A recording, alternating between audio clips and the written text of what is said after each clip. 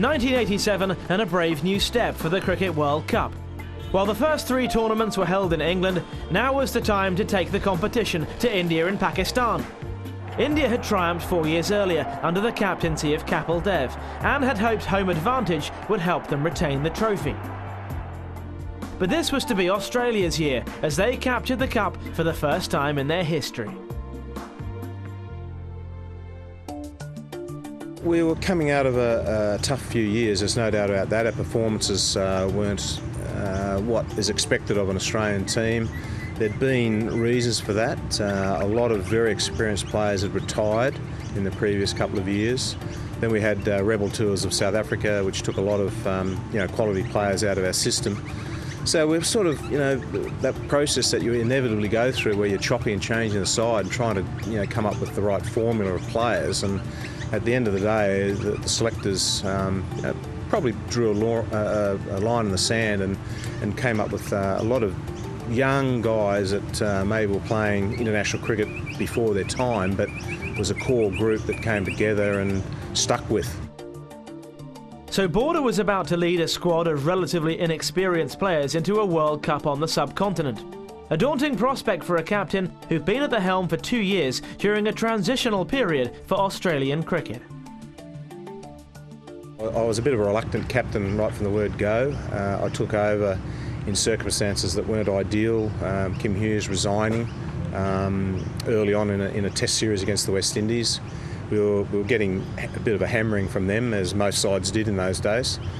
And so to sort of see a close mate forced into a decision to resign, I sort of thought to myself, well, why would you really want to do this job?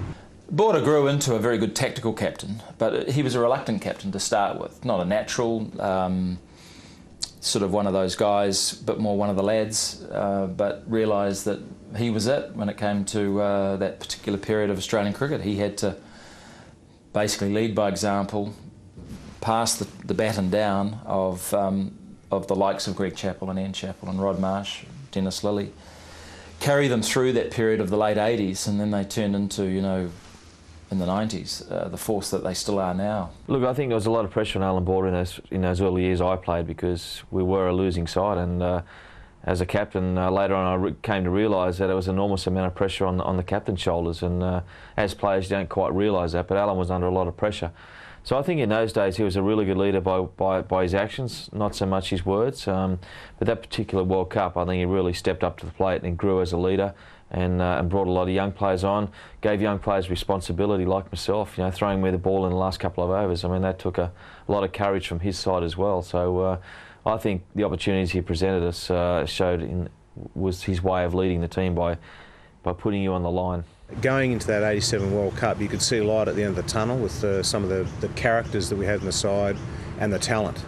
So there was a sense of things could turn around pretty quickly here, and all that sort of helped me enormously to sort of take on the role and a different mentality to take on that captaincy role. Border's approach was straightforward: lead from the front and create a team who were prepared to graft. The theory was you work hard and you keep working hard on all the basics. And it sounds ridiculous that, almost like an under-8 team where you're just going back to real basic drills. We started getting a little bit fitter, watching what we ate and drank a little bit more. I think in that particular tournament, we had the no drinking policy before a big game, which was unheard of in that day. I mean, it sounds silly now, but back then, I mean, it was, blokes had quite a few beers of a night time before a game. And those sort of things, it's amazing how it has a gelling effect. The hard yards that you put in behind the scenes, it's amazing how it converts out in the middle. And so there was just a sense that with the talent we had and the hard work we're putting in, that we knew, that group had the potential to do good things. We really decided it was time for hard work. We got out there trained exceptionally tough in difficult circumstances. In 40-degree heat, we were training while other sides were watching. They thought we were crazy, but we wanted to put the hard yards in so that we were ready for those tough moments in the game. So, Border, Simpson, those guys had a big input, and the players, I think, really wanted to improve. We were sick of losing, and we had to do something about it. On the field, the hosts Pakistan took on England.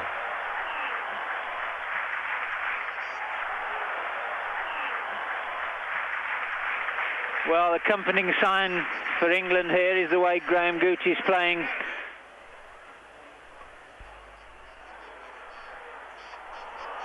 And Wasim Akram pitching short there, and Gooch pulling that away to square leg. And Gooch has gone for the hook shot, flipping it round, it's in the air, and yes, it's out. Wasim Akram, the fielder. Imran Khan certainly a little bit too quick there for Graham Gooch. He didn't get in position to play that shot, tucked him up, and the ball going straight up in there. Change of bowling at the commentary box end. Wasim Akram being rested, and the off spinner Tosif coming on now.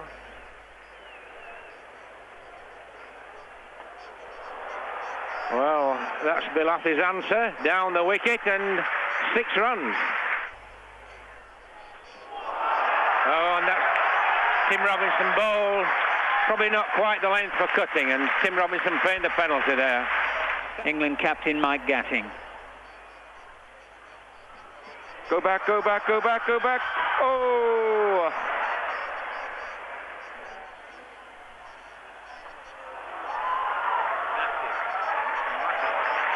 Well, that's a massive 6 by Mike Gatting.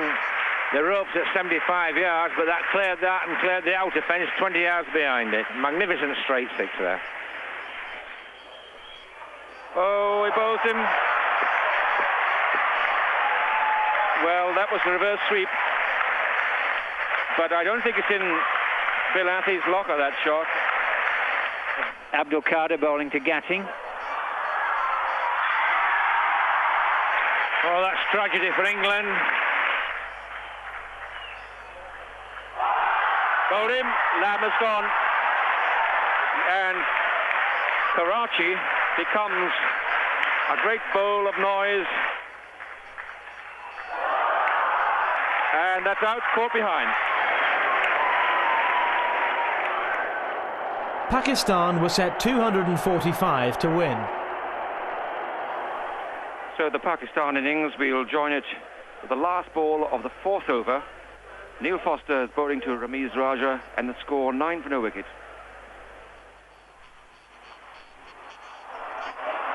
Oh, and a chance there to Mike Gatting.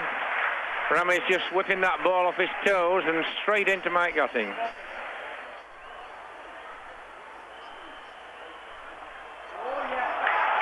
And a glorious stroke there by Ramiz Raja.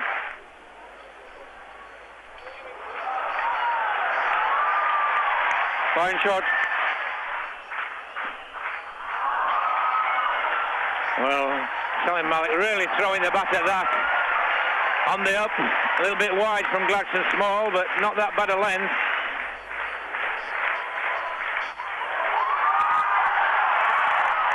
Well, that was positively brutal by Javid Miandad. That's really rubbing it in. England facing the height of impossibility. Pakistan 2 to win. It's out. It's caught at mid-on. So Ramiz's long innings of 113 has ended. It's in the air. That's it. 4 runs. And Pakistan have won.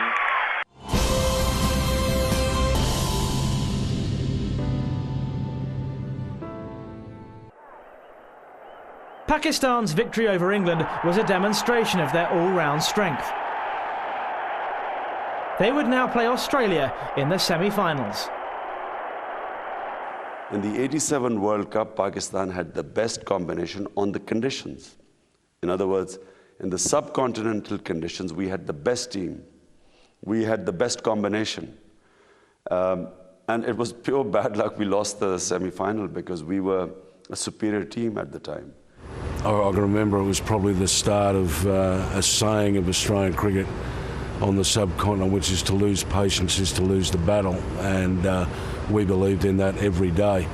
But I think that the biggest thing that I remember about the whole tournament was the quantity of people, the fanaticism, the noise, and from a team aspect, how well oiled we were with a lot of guys that didn't have big reputations, but we gelled together as a team, and everything that we did, we worked hard at and just tried to be the best we could be. I mean, it was almost, you hear lots of terms that, the nothing to lose type scenario. They've got all the pressure, they're playing at home, they're the favourites.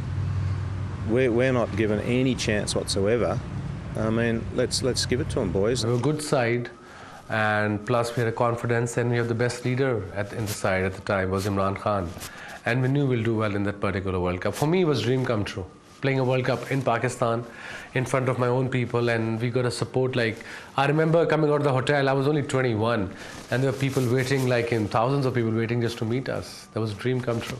If you've got a bit of a fervour going, if you're playing against India or Pakistan at home, and the crowd get involved, Tendulkar or Imran Khan or whoever it might be is getting the crowd going, it's a very, very daunting place, and that gives you percentage points in your favour. So if you can keep that crowd quiet, you're a long way to sort of doing the job. So to me, that was really key, to sort of set a bit of a stamp on it early, keep the crowd out of the contest, and if you do that, it works in your favour. Oh, that's a glorious shot. When David Boone puts back the ball, he makes it look so very easy.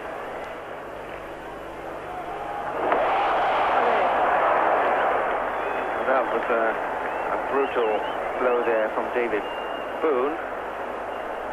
Just in the 22nd over, 92 for 1.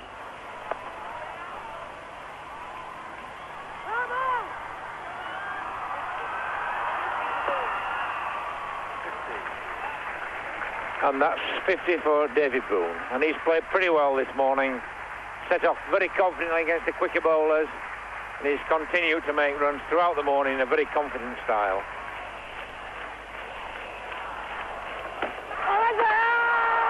Oh, and that's bonus for Pakistan.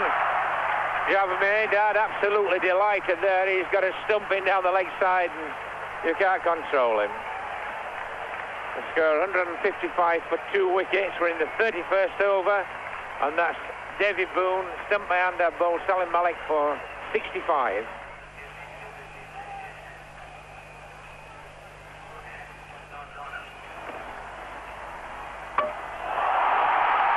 Both him.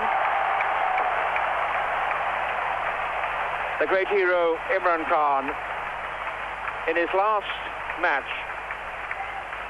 on his home patch, Lahore, has done what the crowd have been longing him to do. He's uprooted the stumps. Australia now at 236 for 5, and we're in the 47th over.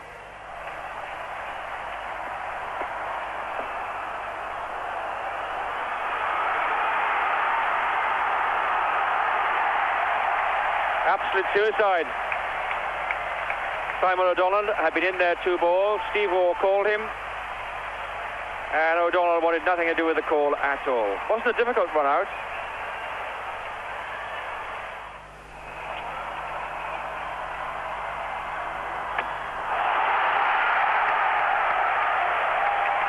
All too much for Greg Dyer, I'm afraid. No sort of technique. Not sure if he knew what he was doing. Well, honestly, Raymond, Imran could do no wrong, whatever he did here. No, just when Australia really want to be accelerating, Imran Khan showing what a world-class bowler he is.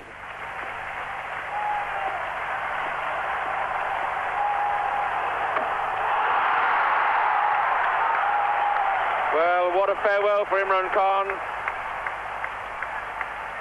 He says he'll retire after this series, so this is effectively his last over on Lahore, the ground where he was brought up as a boy and bowled right through his career.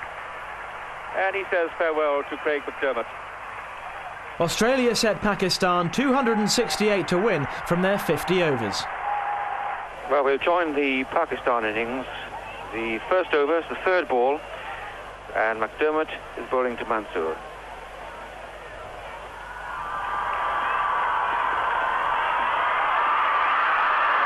He shies. He's out.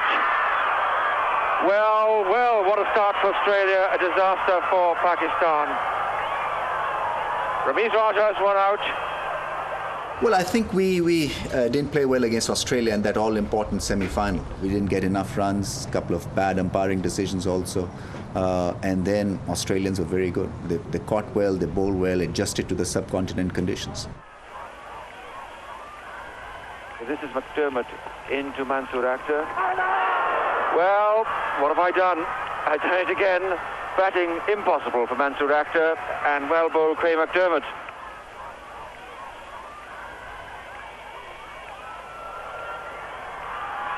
And that's out. Steve Waugh's first delivery there. And Salim Malik is looking to play a little bit early, and the ball just lobbing up to mid-off. The new batsman coming to the wicket is the Pakistan captain, Imran Khan. But at the moment, Pakistan in deep trouble. There's a shout straight away for LBW. And that must have been pretty close, a slower delivery. Scoring rate up to 6.5 and over now. So tremendous pressure on Pakistan as Steve Waugh comes into bowl to Imran.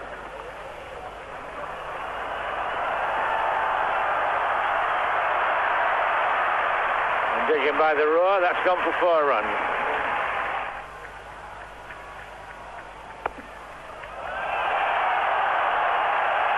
Now that's 4 more runs. Sam O'Donnell pitching just a little short there, and Imran very quick on that, cracking it away just behind square on the offside. So Imran now begin to open his shoulders, begin to look for runs.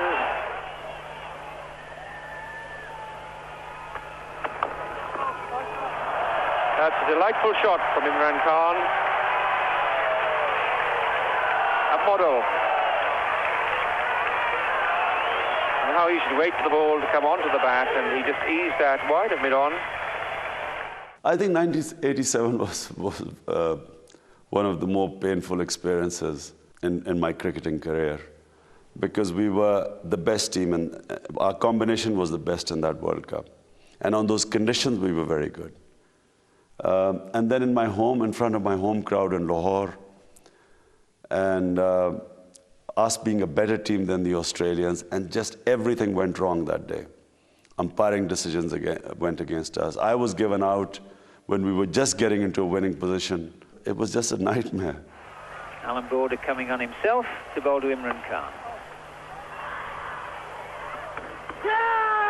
There's a shout for it. Yes, it's giving him out caught behind. We were thinking he was shouting for stumping at first because the keeper whipped the bails off. But in fact, he's being given out by umpire Dickie Bird at the far end. So Imran Khan departs. As in '92 World Cup, the happiness which I saw in Pakistan. In 1987, as we drove out of the stadium, I saw half the people standing there in tears.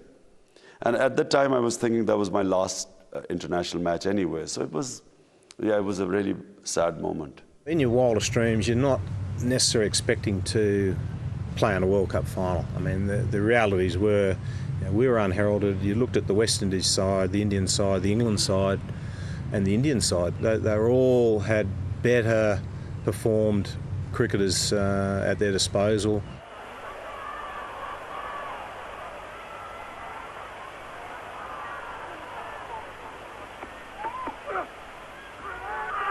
Up it goes again. 5 wickets for McDermott. And that is a moment of tremendous jubilation and achievement, I must say, for Australia, who have done brilliantly to come into Pakistan, up to Lahore, to get through, to beat Pakistan, the favourites in the competition, and win the match by 18 runs. It was almost too good to believe. I think we were sort of shell-shocked a bit ourselves that we're actually in the World Cup final, and beating, as I say, Pakistan on their home turf in a semi-final was a huge result for us. Beating guys like Javed Miandad, Imran Khan, they had a pretty good side. In front of a lot of screaming fans, to quieten that crowd was something for us, gave us a lot of self-belief going into the final. But it also helped us because having beaten Pakistan and India lost to England in the other semi-final, we went to Eden Gardens, they had 95,000 people on our side, which was a big advantage. There were moments where the game was drifting away from us, particularly with Imran Khan and Javed Miandad at the crease. The game was still in the balance, but we just bowled and fielded like terriers, and you know, the result goes your way, and all of a sudden you realise we are in a World Cup final. I mean, how good is this? It's just against everything that was written or our chances going to the tournament, and all of a sudden we're there. We're in the World Cup finals.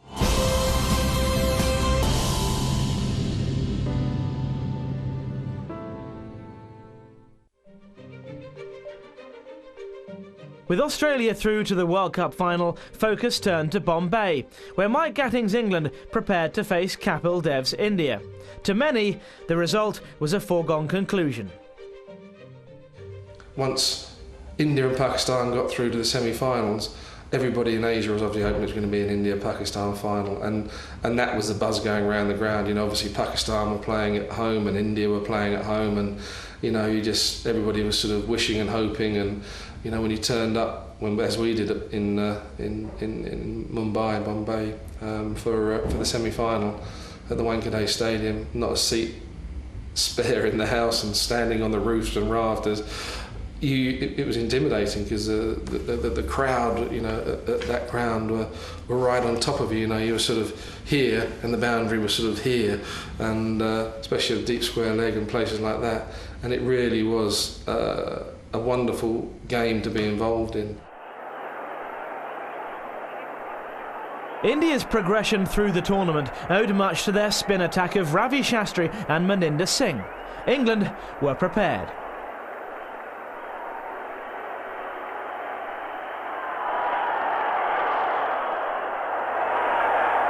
This time sweeping that away for 4 runs. And that's what happens to a spinner sometimes. He gets a little bit over-ambitious, seems one turn, and looks for leg stump and a little bit farther across, and Gooch very quick onto that. India had built their success on 2 left-arm spinners. A lot of the wickets in India had been used more than once, so they were getting a little bit tired, a little bit of turn, and India had Ravi Shastri and Maninder Singh bowling left-arm spin to a particular type of formula. They were 2 left-armers who bowled really well, and we had talked about the night before about they need to go for 5 and over. So Gucci for 2 days just kept sweeping all these left-arm spinners, and the little left-arm spinners kept coming up, and then it said, "Mr. Gooch, have we bowled that badly? You kept sweeping every ball." He said, "You just watching the match." So Gucci kept sweeping. He was fine sweeping. Then he'd hit it in front of. It was just magnificent, you know, that he put into practice what he was going to do. And I was at the other end trying to reverse sweep. So it was between us. I think we did what we needed to do. And it worked to a T. Kapil Dev, the captain, didn't really change the field too much. And myself and Mike Gatting put on a real decent partnership, playing very similar way. And we built a good total to protect.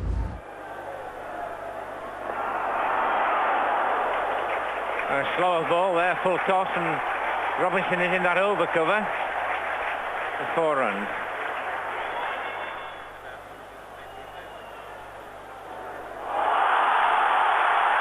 Well, that's the first wicket for India. Beautifully bowled by Maninder Singh, tempting Robinson to come down the wicket.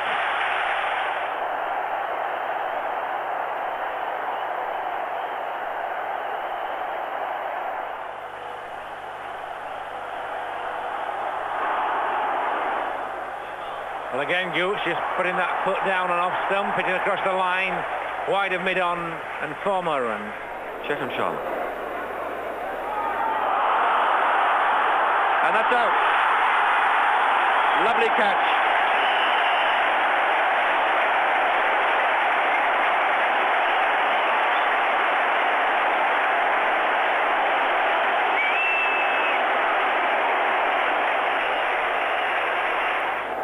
Graham Gooch poised, the crowd poised with him. As the applause starts with the bowlers run up.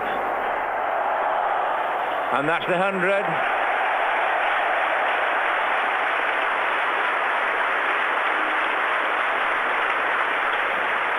A well-deserved round of applause for Graham Gooch.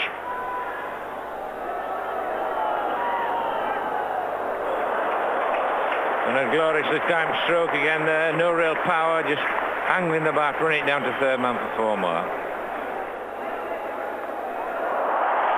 It's in the air, it could be a catch.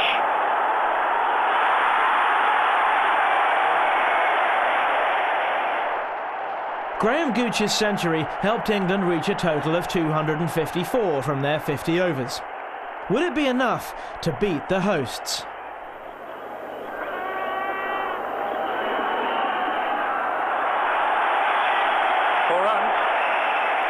Beautifully played. You don't bowl there to Sunil Gavaskar.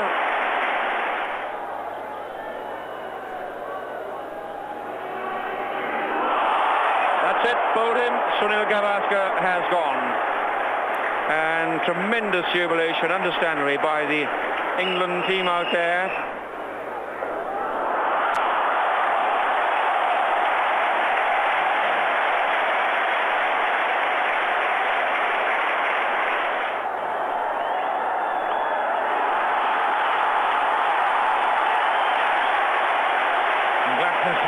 Throwing away everything. England's good start.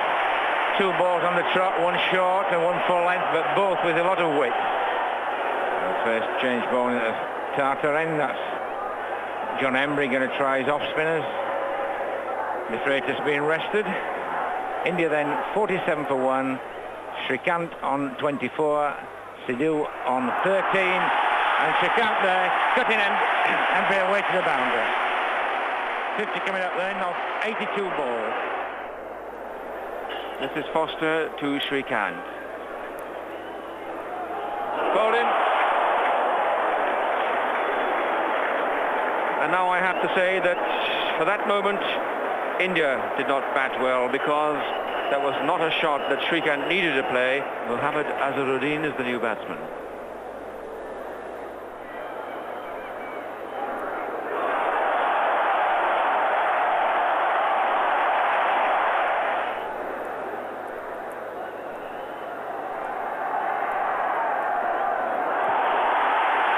In the air, dropped it, 4 runs.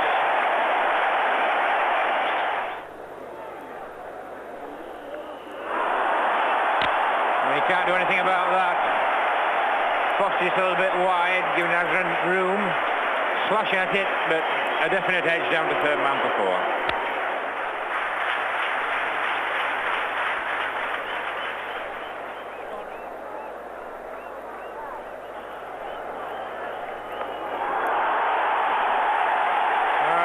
Big hit, but dropping short of 6. Capeldev dropping on his knees.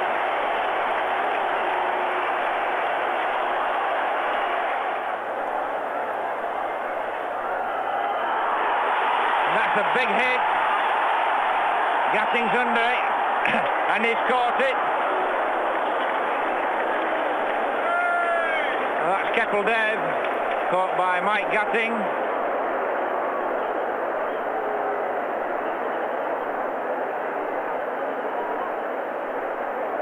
Fair play to Eddie. He just tossed it up a little bit higher, I think, and this was going out the ground. It was going out of Bombay, this one, and he's gone launched into it again, and it's gone up absolutely miles. And I'm a square leg, and I'm sort of looking at this. It's gone up miles, blue sky, you know. And actually, you know, I suppose I didn't hear it, but the crowd were just baying, and I concentrated on this ball coming down.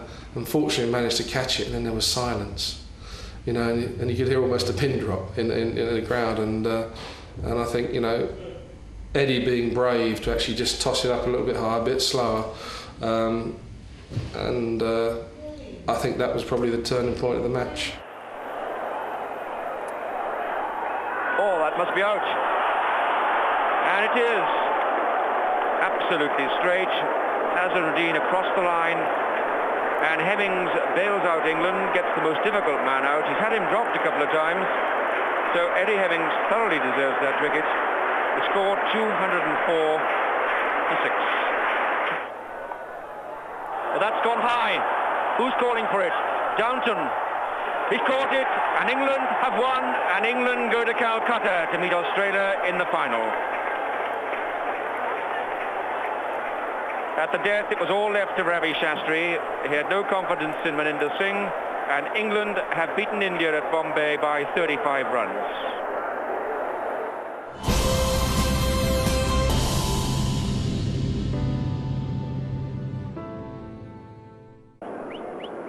England had swept their way into the World Cup final, and a showdown with great rivals Australia.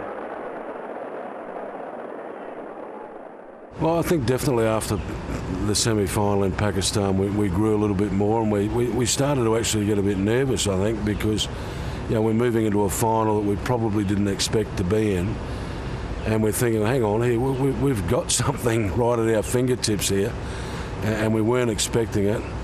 Where are we going to go? And it sort of took one meeting, and it took, again, here was AB's calming influence, here was Bob Simpson sort of putting our focuses back into the correct areas that they should be, and let's just go out there and perform the basics. De Freitas.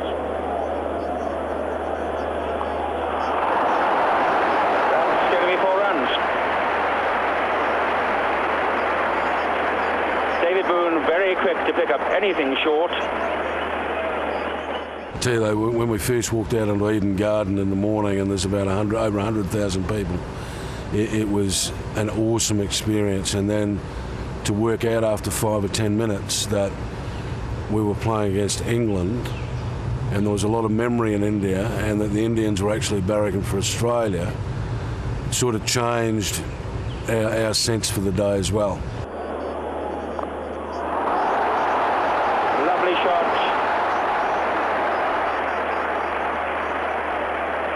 Beautiful shot that by Jeff Marsh.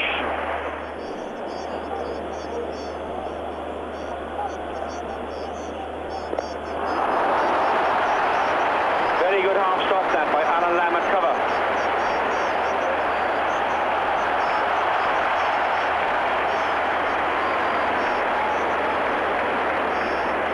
The crowd are beginning to warm to this performance by Australia, these 2 openers.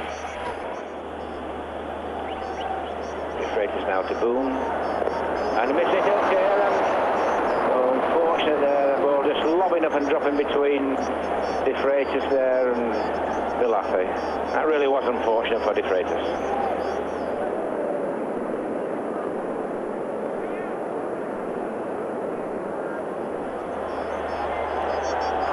Well, I made no mistake with that one though. De Freitas pitching short this time, not a bouncer. Boom, very quick onto that through mid-wicket for 4 runs. You really don't want to be bowling short at either side of the wicket to David Boone. Would be introduced, but not Embury, Eddie Hemming.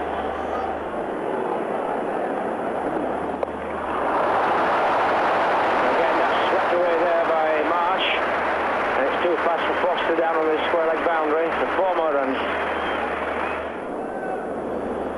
There's a section of the huge crowd, not quite full on the uncovered top decks, but pretty nearly. What a marvellous sight it is.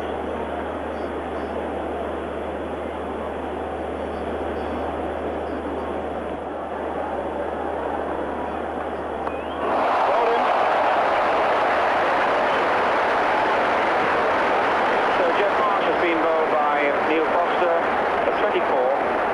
Australia 75 for the loss of the first wicket, and we're in the 18th over.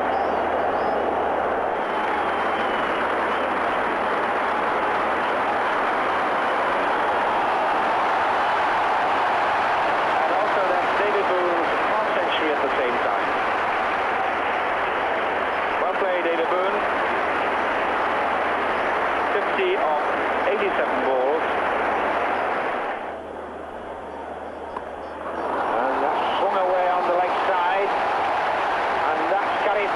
Dean Jones picking that up just in front of square.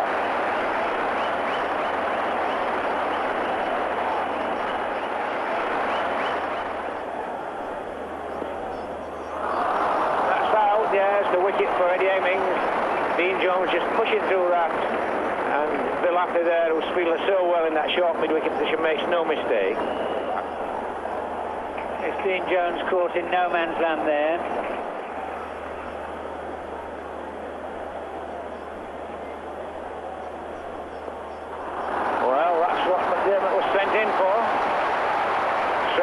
Picking Hemmings up to deep square leg for 4 runs.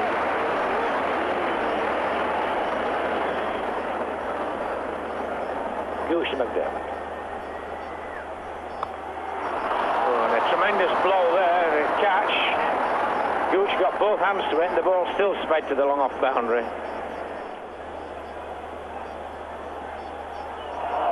Well, that's well bowled, Gooch. Right up there, full length, that's what he's been aiming at. He bowled 2 low full tosses while he was doing that, but this time get it just right. And we're in the 38th over. It's in the air this time again, and miss it. Downton's under it, and he's done well to catch that. That was a good catch by Paul Downton. He was going around in circles a bit at the finish, but he managed just to cling on.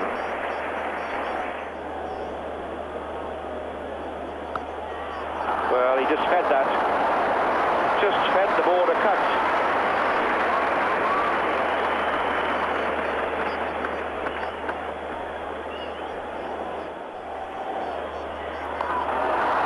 Beautifully played. Quite a revelation, Michael Leather's form.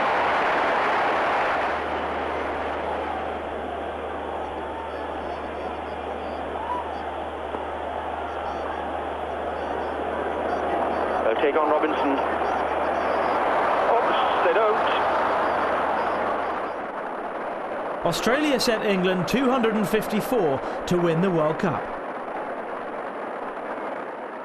Let's join the innings. The first over, the 4th ball, and McDermott is bowling to Robinson. Might well be out. First ball. So Australia are on their way. Tim Robinson, poor man, suffers the mortification of being out first ball.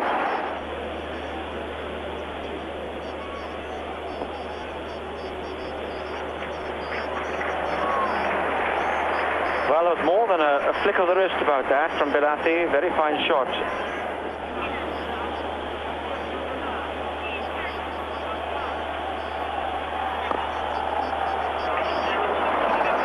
Fine shot by Gooch this time. That's his favourite area. First ball bowled by Simon O'Donnell. Now Steve Waugh it is who's coming. Steve Waugh. Gooch swatting that away to square leg. No trouble at all.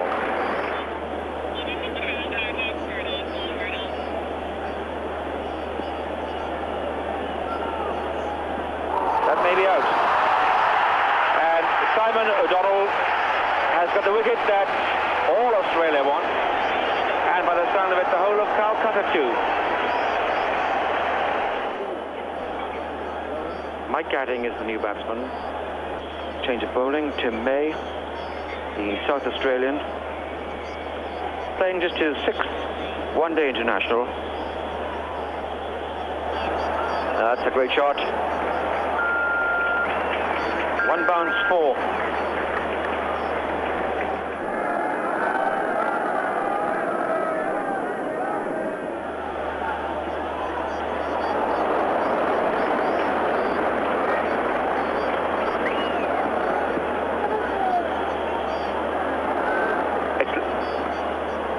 It was rather lethargic running, especially as Dean Jones was there.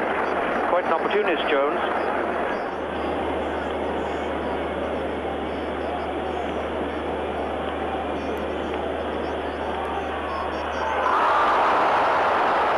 Gatting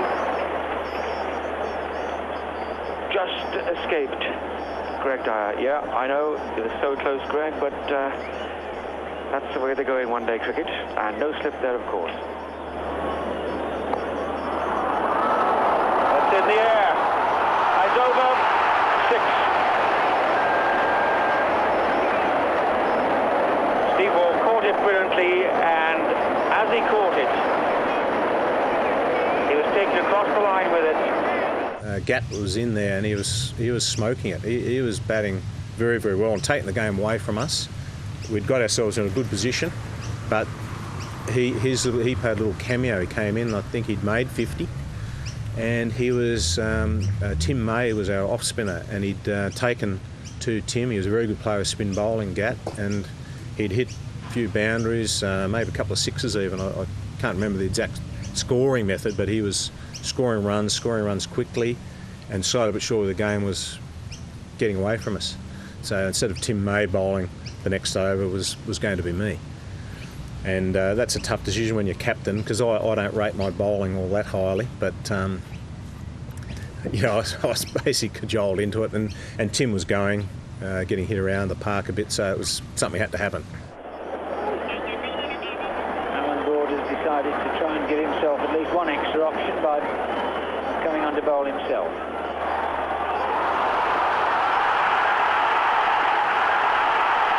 Tries to play the reverse sweep. Because the ball's so wide outside his leg stump, catches the top edge, hits him on the shoulder and goes straight up in the air. Bloody beauty, 1 for none. Mike Gatting trying to play the reverse sweep shot. But that's the first time he's made a mistake on this tour when he's played it. So what a breakthrough for Alan Border. You know, had I left it, it'd have been a wide, big wide.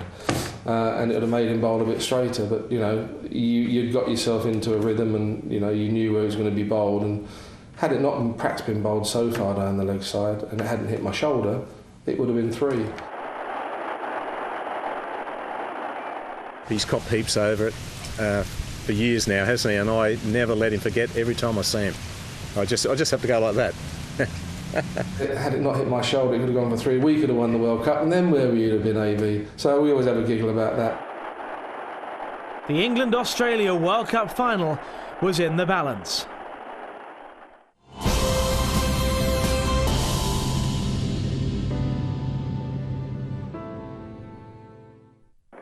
With the captain gone, England still required 85 runs to beat Australia. Oh, nicely timed shot there by Affley. Just pushed away, but there'll be 2 or 3 in this. Have to be quick. And it's been given now. Well, that was it. Affley really wasn't going for that third. Terribly disappointed with himself. It's a good throw. But really, there's no way he should have been run out on that third run there.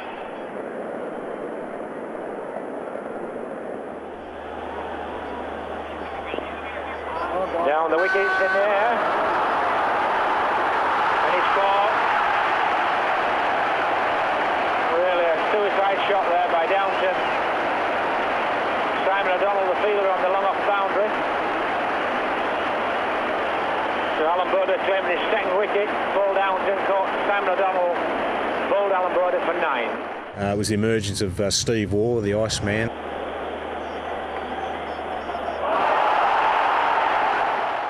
He sort of did that role at the end of our innings, bowling those last 3 or 4 overs, which a lot of times are crucial.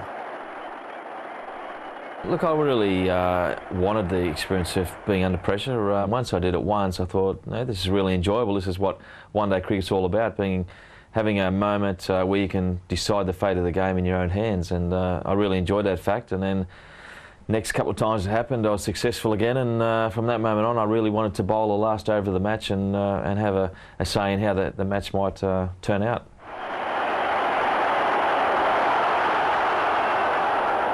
It's going miles out. A little bit of suicide. 30 runs to win off 15 balls.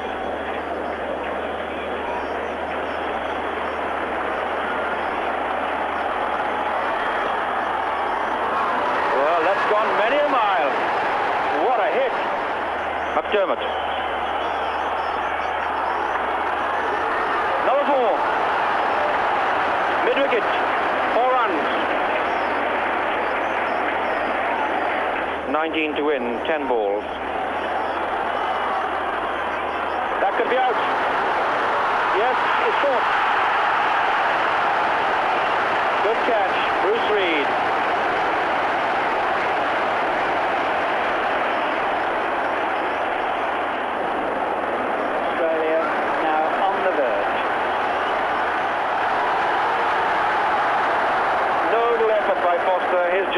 Not batting, picked up on the deep cover boundary by Valletta.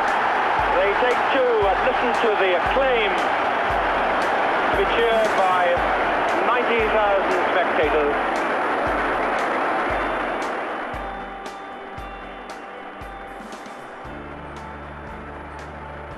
so proud of the fellas. It's just been fantastic. A great 6 weeks, and the boys thoroughly deserve it.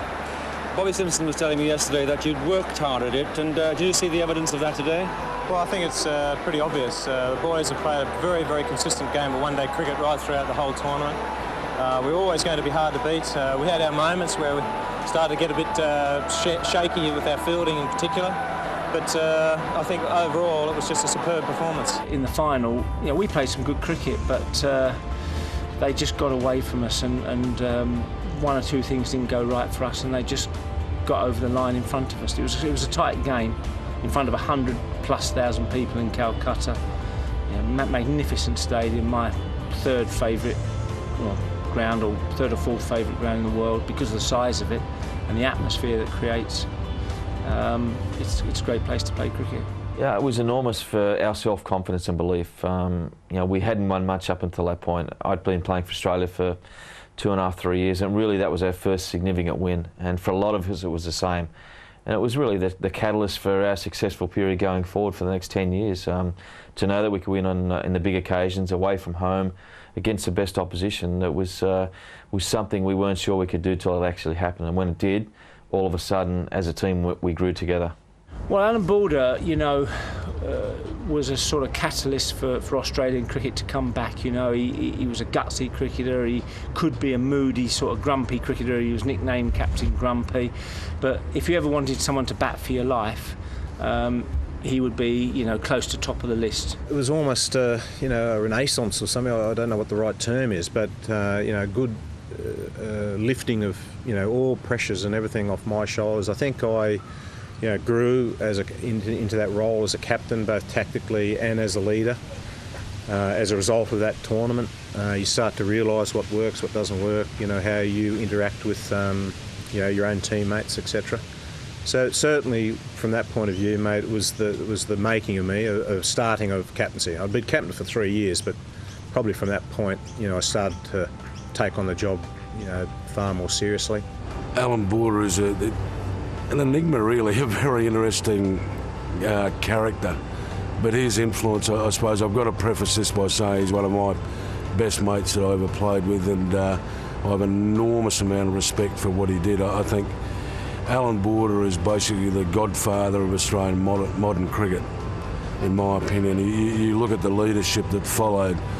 I suppose as well, he was a reluctant captain, so therefore he sort of led from the front by way of performance and all that. So whereas some of the guys that followed him, in Mark Taylor, Stephen Waugh and Ricky Ponting, they captained a little bit, but I can see bits of Alan Border in all of them. So, and then they've stamped their own individuality. So to me, he had a massive influence on where we're going, even though he may not have realised it at that time. We'd got a group together that was going to be around for a while and going to play some good cricket. So all those sort of things, apart from just enjoying the moment, which you just get caught up in it, don't you, with the scenes in the dressing room and subsequent celebrations. But when you start thinking about what that really means, you just think, well, Australian cricket's we've turned the corner. He was a hard-working leader. You look at his kit, and you straight away felt that he was a working man's captain, because it'll be all dirty, and you dive and do everything out there. And he's a very good one-day captain. He had a young side, and he got him going under his wings. And they had a good combination also. McDermott bowled brilliantly, and then Dean Jones and company batted well. So it was a good combination, plus a very good leader, hard-working leader. He wasn't a great orator, but what he expressed when he did, you listened to, and then you learnt from his example of going out in the ground. And he showed that to us time and time again, and I think his influence of what the baggy green cap meant, what it meant to play for Australia, and how you go about it with strength and resolve are some of the things that he enforced upon Australian cricket, probably without his own knowledge. But I think he had an enormous influence on where Australian cricket went.